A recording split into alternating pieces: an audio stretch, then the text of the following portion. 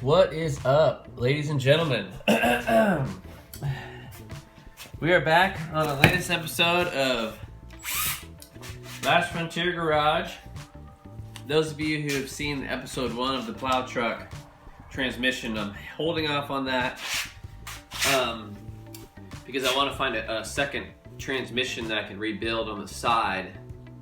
You know, I'll film that and everything.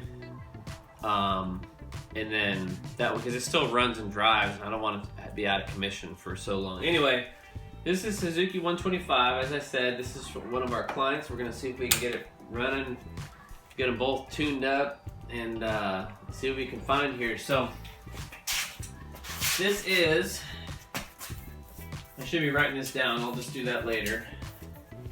I'm going to read the exact, so it was manufactured September of 72.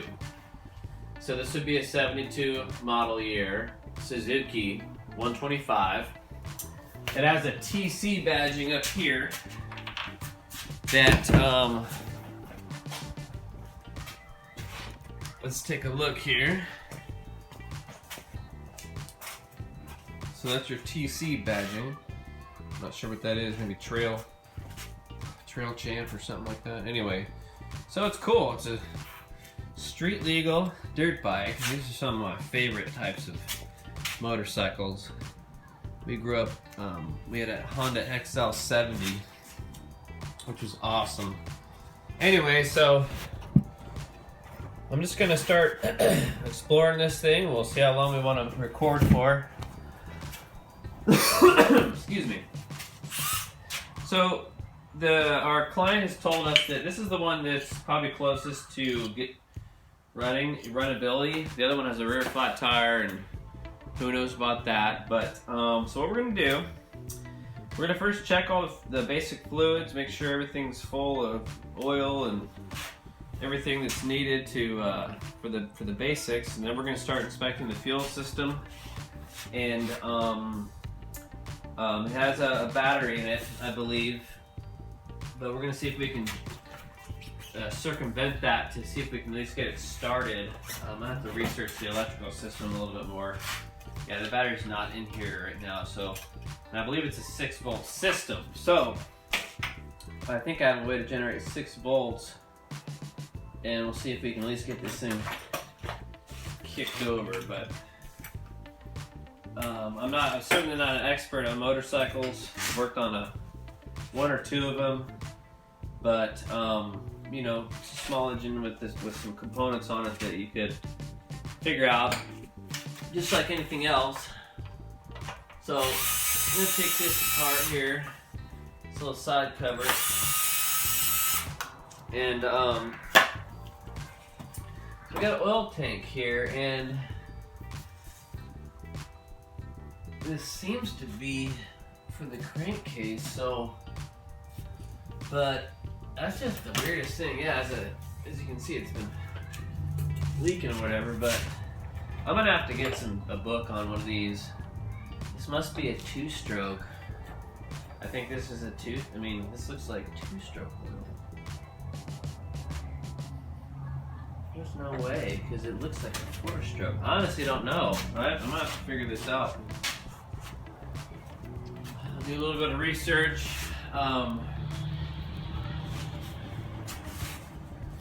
It looks like a 4-stroke, but I might be wrong because don't know what I'm looking at. I think it might be a 2-cycle. Yeah, this is. Okay. Okay, here's the crankcase oil right here. Duh. Yeah, this thing is a 2-stroke. Okay. So if you guys don't know, there's 2 types of internal combustion engines. Well, there might be more than 2 technical types, but you got your 4-cycle, which is your basic engine that you see all the time on lawnmowers, where in each cycle, what it is the piston in here, you know, connected to the crankshaft, you know, on this end. Not this one, not this particular engine, but what it does is it comes down, the intake valve opens, that's the intake stroke, the intake cycle. It's intaking that fuel and air. The next cycle is combustion or compression cycle. That's going up. So it's gone down, then it's gone up. That's 2 strokes. The third is the power stroke, because that's when the spark plug light's throwing it down. And the fourth is as it comes back up, the exhaust valve opens, and that exhaust gets pushed out. Right as it gets pushed out, the exhaust valve closes, the intake valve opens again, and it begins the process over and over. That's 4 strokes. So a 2-stroke is an engine that runs on each stroke. So each up and down stroke, the spark plug is igniting, and it uses a mixture of oil and fuel to lubricate everything as it's doing its thing. I don't know a lot about 2-cycle engines, but they tend to create a little more power on the high end, I believe, whereas your 4-stroke is a little more of a low end powerhouse, which, you know, that's why you see it on lawnmowers. But anyways, guys, let's see if we could so this is going to be a little bit of a I think before I can really do anything is I got to get some power to this thing. But let's get this level. So what I'm doing now, guys, is just checking this crankcase oil. So this is where all the gear set and everything. I guess not the crankcase, but this would be the gear transmission and all that. So let me actually do the light. The light on the camera, so let me just grab that real quick. You guys want to come with? So, there we go. So let's see if we can see in there. I'm just gonna use the light, guys. Sorry about, I gotta use the light real quick. So, looks like there's oil in there. There's gotta be a way to check that. I'm gonna need some sort of a manual, I think. I mean, okay, let me get a dipstick. How about that? Let me make my own dipstick. Let me see if I can get this set up right here. Sorry guys, basically figuring this out as I go. Alright.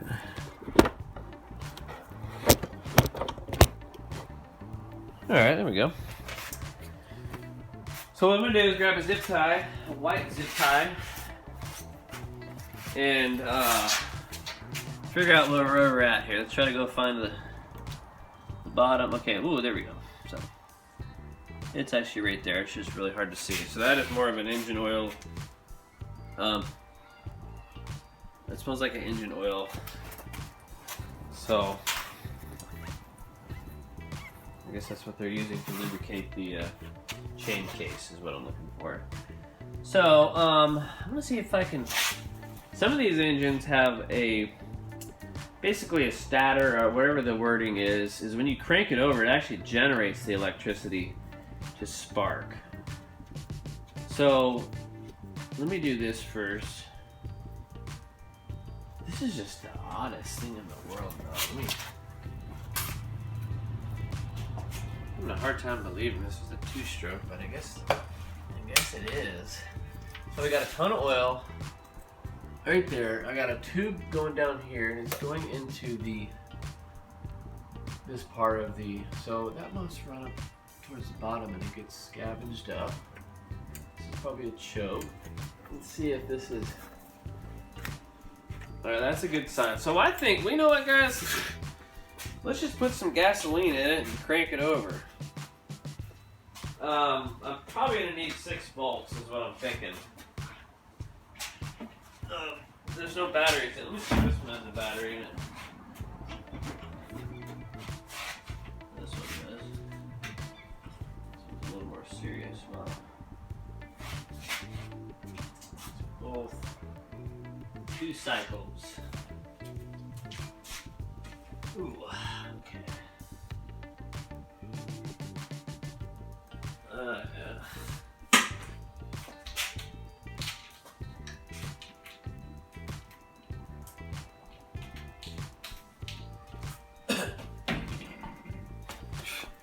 Sorry guys, forgot I was filming for a second. I was just researching the other one. Here, come take a look. I'm so sorry, I should have just grabbed it. I'm learning how to do this. This is my phone, by the way, just hooked up to a weird ghetto stand. So this is the other one. I'll show you the battery on this one. Battery area. I mean, you got a legit little battery here. And I want to just almost guarantee it's 6 volts, because that's what usually these motorcycles are. But I need to go do some research, because if these are 2-cycle, I definitely got to figure out. Like I said, I'm more of a 4-cycle. Traditionally, that's what I've worked on. But let's go back to this. Alright, if anybody actually watches this, which mainly why I'm doing this is kind of a journal of what I've worked on, and I think it's kind of cool if it can ever help anybody. I've gotten a lot of help along the way from many different sources, whether it's people or even YouTube. You know, everybody's obviously been able to use YouTube for you know, learning something. It's amazing. So, those of you who don't know, and I live in Anchorage, Alaska. We're on the east side of town. The Chugach Front Range, which is a set of mountains. And the Front Range meaning it's the very front mountains that begin the range on this side. Anyway, they're about, I guess the foothills are just a handful of miles away from where we're at. 5 to 10 really. So it's pretty cool, guys, man. If anybody else come up here, for real, look me up, look us up, and or just hit me up on here, you know. We're just gonna add, I'm hoping a bunch of water didn't get in.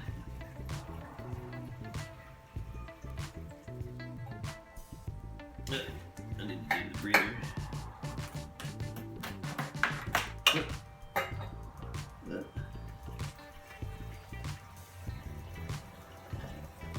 Alright, that's enough. That's probably too much because, of course, yeah, something's really wrong. Then, you know, I gotta get all that gas back out of it. So, we'll put that there. First, little gas cube. Now, if I could bypass all this, all these electronics. Oops, there we go. We got immediately a leak. Alright, what is that? That's a little plug. Oh, that's leaking right out.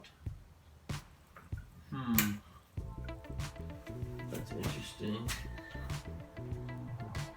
So, I think the carb needs to be rebuilt.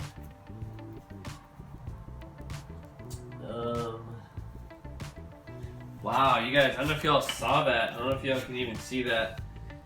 I really need to get a better camera system so it's easier to manipulate. Let me just do this. Excuse me while I try to figure this out. Okay, can you see the carburetor there? Alright, let me try to focus it in.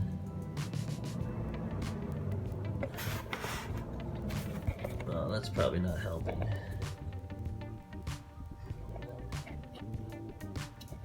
Alright guys, sorry, this lighting is all crazy. Anyway, so I'm looking at the carburetor here. This is the fuel, so I've just put a bunch of fuel in. Let's close that. The fuel was on, so basically it started to just flow right away.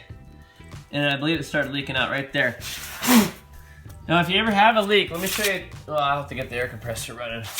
Basically, you get compressed air, blow it off enough times, you know, over and over so you can figure out where exactly it's leaking from. But we're gonna open that and it comes right out. Wow, like it's a flute. Why would that come out like that? That is crazy. It literally has a little hole in that thing.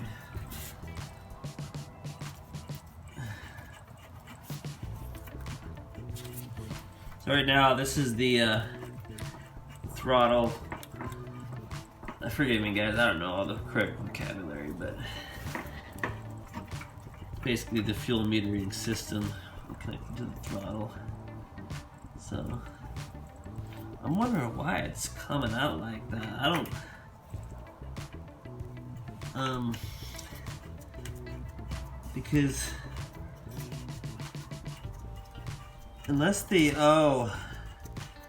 okay. So this is what's going on, guys. I believe this is a vent up here, and what's going on here is the float on the carburetor, which what that does is in a carburetor, the fuel is, you know, basically allowed to flow into this chamber, and it brings the float level up to a certain point where you begin to have fuel start to flow. And when it's a stuck float or I'm not even describing it correctly, but basically it's stuck in a certain way to where it's just allowing fuel to continue to pour in. So yeah, I'm so sorry. So the float, the needle and seat, basically at a certain level it will stop the flow of fuel. In this situation, that is not happening because probably just of age and it's sitting around. So immediately what we're finding is this is going to need a carburetor rebuild, most likely. Basically get some parts, get her tuned up, and you know, in fact what I'll do is let's just pull this plug real quick.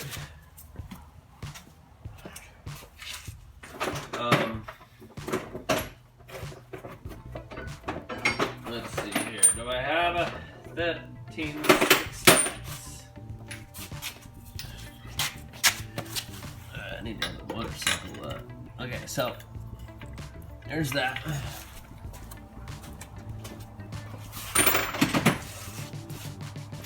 See if this is flat enough. Okay. And so what I was gonna do is just turn it over, but if that is, oops. Of course my Craftsman wrench is a piece of junk. If that's doing that, it's not gonna run because it's basically just flooding with fuel. So there's no way it would run. So unfortunately I can't just kick it over like we wanted to, but I can at least see if there's some spark. And I think at that point, guys, what we're gonna need is a way to create 6 volts, and I'm gonna need to read up on this system, and we're gonna need looks like on this one particularly, a rebuild kit. Now I can probably just take it apart and clean everything up. And we're gonna wanna get new plugs. I don't even know if you guys can even begin to see that, but it's just, I mean, it doesn't look too terribly bad, but, you know, who knows. Let's try to see if we got at least a spark. I don't think we're gonna, because this system, what crawl is.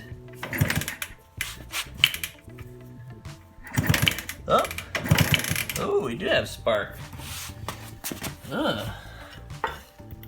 I think with you, I just need the battery to really run all the accessories, so. Ooh, that looks like that's leaking too. Okay, so what I'm gonna have to tell our client is the whole thing basically needs to be refreshed, and it looks like it has a pretty good leak.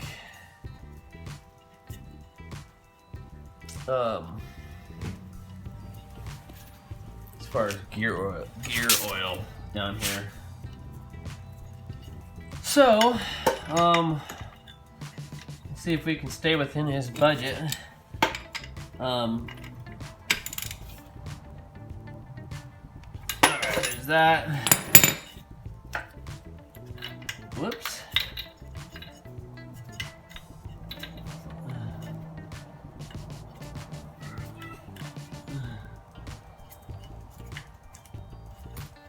Okay.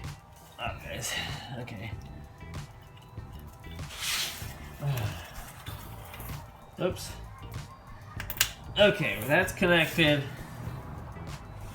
Let's see if I can tap, tap, taparoo.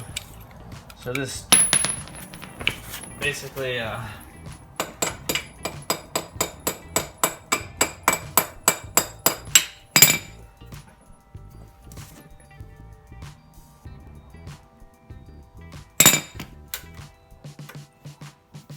I think that actually worked. Oh, I can hear our dogs barking. Ooh. Let's see here.